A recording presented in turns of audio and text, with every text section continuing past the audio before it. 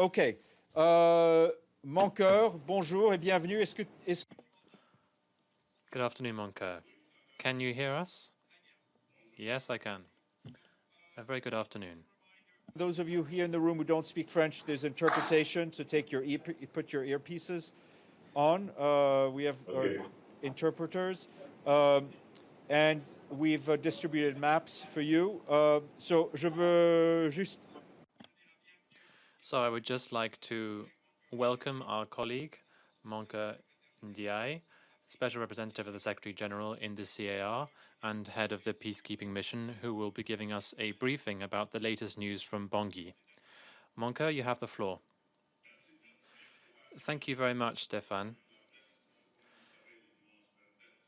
Members of the press, as you are aware, on the 27th of December, the voters in the CAR will go to the ballot boxes to choose their future leaders and the members of the parliament. Sunday's event will therefore culminate a process whose preparations were successfully undertaken by the authorities responsible for organizing elections. And this also thanks to the comprehensive election security plan. MINUSCA has been working with the government to roll out this plan. Thanks to this plan, we have been able to prepare effectively for the forthcoming elections. The necessary electoral material has been ordered and delivered into the 16 prefectures of the country, and voter cards are currently being sent out and will be until the 27th, that is the day of the vote. 1,858,236 voters have been registered on the voter rolls. The support of the international community, notably, of course, the UN, has been crucial throughout this preparatory process for the elections. And this on the financial level, because, of course, MINUSCA had this mandate to coordinate the process. So on the financial level, we have been able to obtain the necessary budget to allow us to do this work. We've also provided logistical, technical, and security support within the mandate that the Security Council gave to MINUSCA, which we have been, of course, discharging. We are working to ensure a peaceful environment for the holding of inclusive, free, fair, transparent, and peaceful elections. We have been working in close cooperation with the G5, that is to say, a group of states and international institutions who are working in the CAR. This includes, as you know, France, the United States, Russia, the African Union, the European Union, and the Economic Community of Central African States, as well as the World Bank and the UN. At a time when the country is therefore preparing to vote to elect its future leaders, the former president, Mr. Bozizé, who, as you know, was president for 10 years, his candidacy was invalidated by the Constitutional Court on the 3rd of December. The armed groups of the 3R, the MPC, and the Anti-Balaka have set up a coalition and launched a series of coordinated attacks in several localities of the country, notably in the west region of the country. These attacks, which the international community condemns in the strongest possible terms, only have one goal, that is to prevent the holding of elections, to prevent the holding of peaceful elections on the 27th.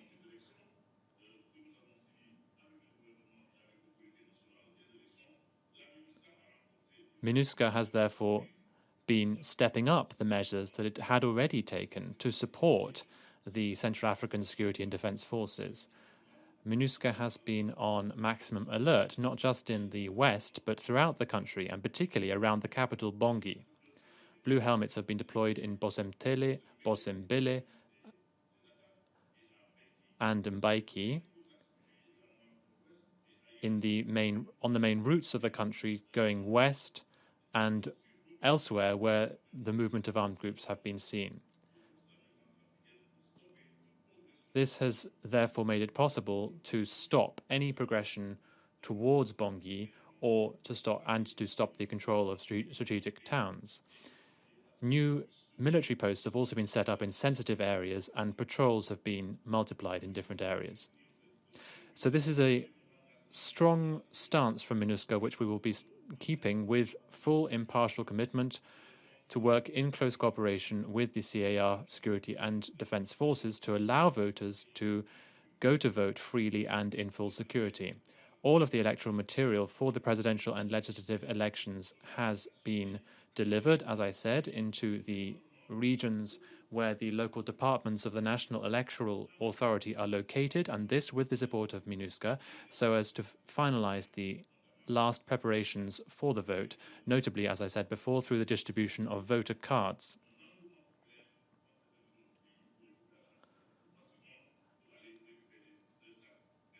This is a process that is currently being finalized. The international community believes that the elections must be held on the 27th, this Sunday, to respect the time frame laid down by the Constitution, and the international community condemns the attempts by this alliance of armed groups and certain political stakeholders to prevent the country from moving into this new political transition, as this violates the Central African Constitution. I welcome the fact that the Security Council addressed this serious situation in the CAR yesterday in its session. We must ensure that the people of the CAR can exercise their right to vote on the 27th and prevent the country from once again being plunged into instability. MINUSCA remains determined to implement its support mandate for the elections and to protect civilians, as was laid out clearly in the UN Security Council Resolution 2552.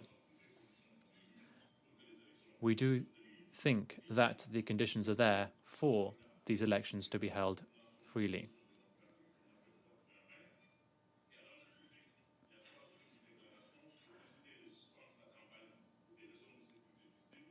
We have seen developments in some parts, suggestions that the elections should be postponed. But we do not believe that these suggestions are acceptable. We believe that the conditions are there for the elections to be held on Sunday, because we have been able to ensure that the territory is safe enough for these elections to be held peacefully. This is the strategy that we are saying is to try to spread panic about the elections and therefore to say that the elections must be postponed. However, we reject these attempts. As I mentioned, we have been able to counter the attacks that have been seen by the armed groups. The attempts are to prevent the country from being able to enter an era of political transition. So that is an overview of the situation today in the CAR. The situation is relatively calm in the country,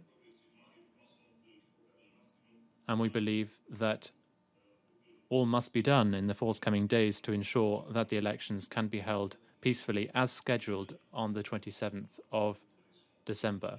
We believe that it's crucial that that deadline be respected and met to ensure that people are reassured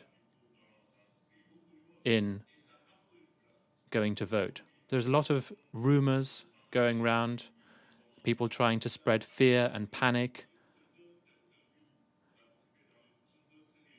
saying that it will not be possible to vote peacefully, but this is absolutely not the case. These are false rumors, and we believe that the situation is stable enough for these elections to be held, as I said. So that is the overview that I wanted to give you.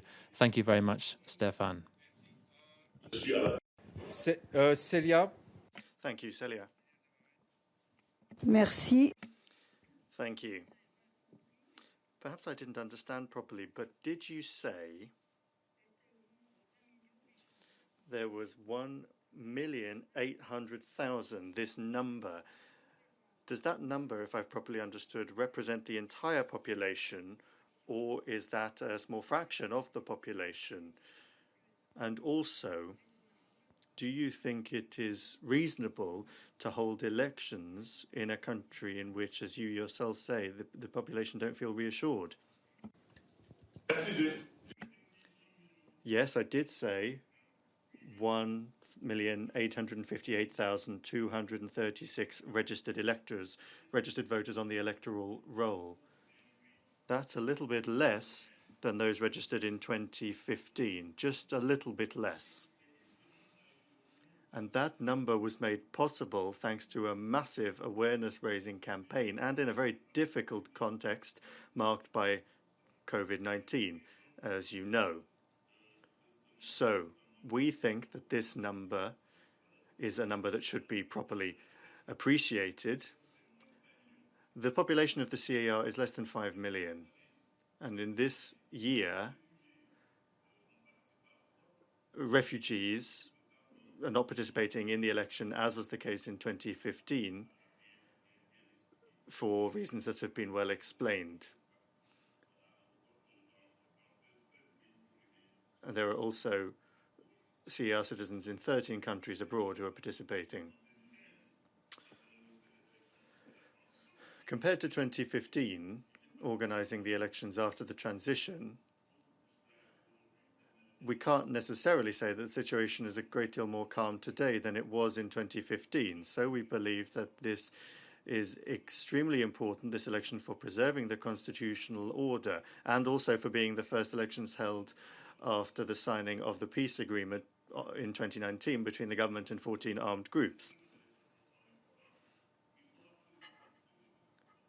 That is why these elections are important and why they must be organized. If we allow this date to go past, on the 13th of March, the term of President Ouattara will come to an end. And the Constitution does not provide anything in those circumstances. So, as of the 30th of March, if there are no elections, President Ouattara will no longer be able to be president of the Central African Republic. And we run the risk of entering a period of very unpredictable instability.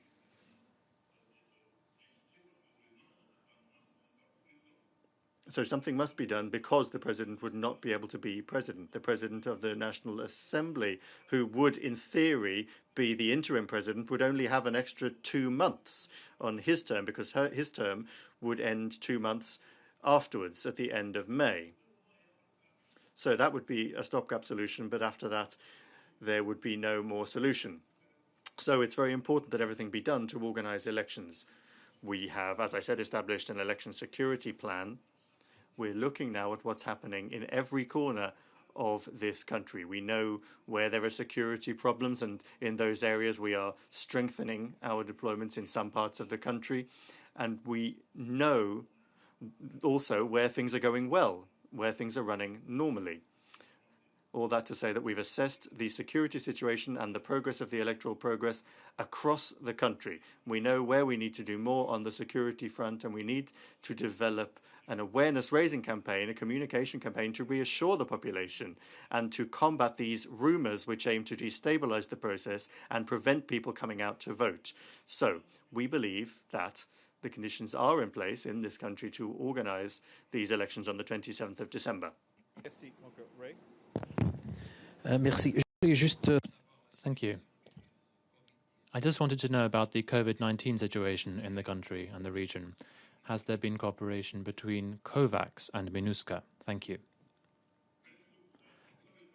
Thank you very much. As you know, the strategy has changed somewhat because now testing is quite limited. It's only based on symptoms being detected. Before, we had the daily ratio of the number of cases, but the Ministry of Health is no longer doing that, so we don't know exactly how many positive cases there are in the country. We're talking about a country where many people don't even know what COVID is. People don't wear masks in public areas, in markets. If you were here, you'd have the impression that COVID didn't even exist. But we are working with the Ministry of Health on a daily basis to implement the strategy to combat COVID, but the strategy has changed somewhat, as I say. So we don't know exactly how many cases there are.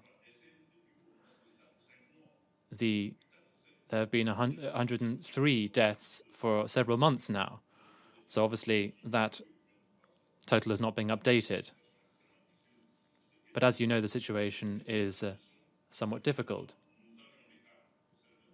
We have had cases in the mission, but now we're down to only a handful of cases.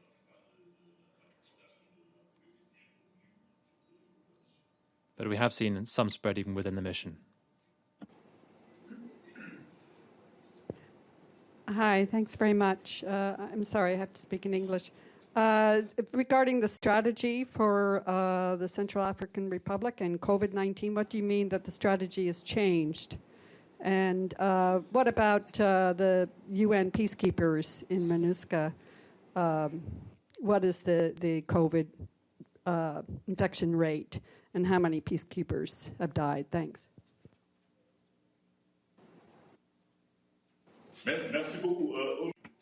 Thank you very much. It's true, at the beginning in the mission we were very worried because we had a great many cases in the mission. And you know the conditions that the troops are deployed in military operations, it's difficult to get public health requirements respected. For some contingents, there were a great many cases who very quickly had about 50% of their personnel infected. But currently, we have been able to curb the spread within the mission, above all among the troops, with around 30 cases for many personnel, including civilian, police and troops. So there is no threat of rapid spread of COVID in the mission. Each time a contingent of 180 people goes out, when that contingent of 180 came back to Bangui, 84 of them had COVID in this initial stage, so that was almost half of them. Thank you. See, Alan Bulkati, RIA Novosti. Alan? Thank you, Mr. Ndiaye. I'm sorry, I will also speak in English. Were there any casualties among MINUSCA staff during the recent unrest? And also, could you please elaborate on how do you interact with authorities on the ground, in fact? I mean, literally, does the UN staff have the right to shoot to kill, for example? Thank you.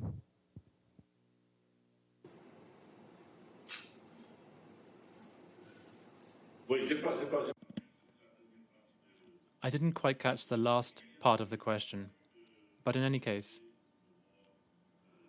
there haven't been any casualties within the force over the last few months. The force, in its operations, has been able to neutralize the attacks, but there haven't been any casualties within the force. They have been able to get back to Bangui safe and sound.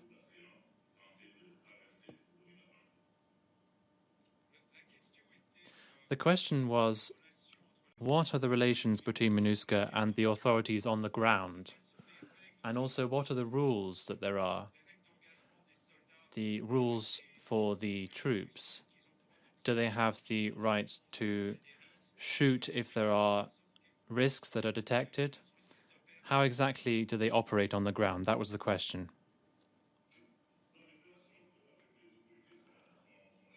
We have excellent relations and contacts with the local authorities. Working, of course, with the CAR Defense and Security Forces, we work in close cooperation, as I said, to implement the security plan. We work alongside the CAR forces within the country.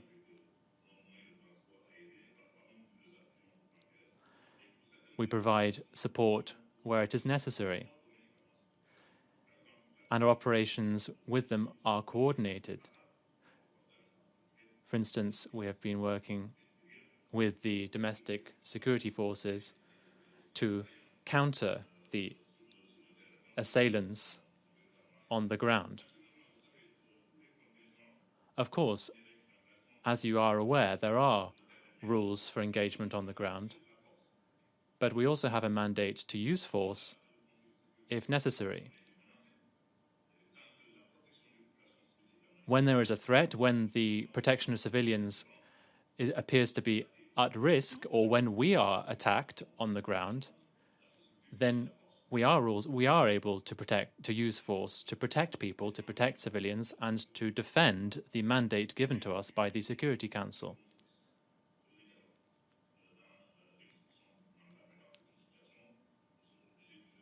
If necessary, then we can use force in the discharge of our mandate. In the chat, on the video. Okay. Mankeur, il n'y a plus de questions. Mankeur, there are no further questions, so I'd like to thank you and thank all of your colleagues and wish you happy holidays in spite of everything. And above all, good luck and thank you. Thank you, Stéphane. À très bientôt.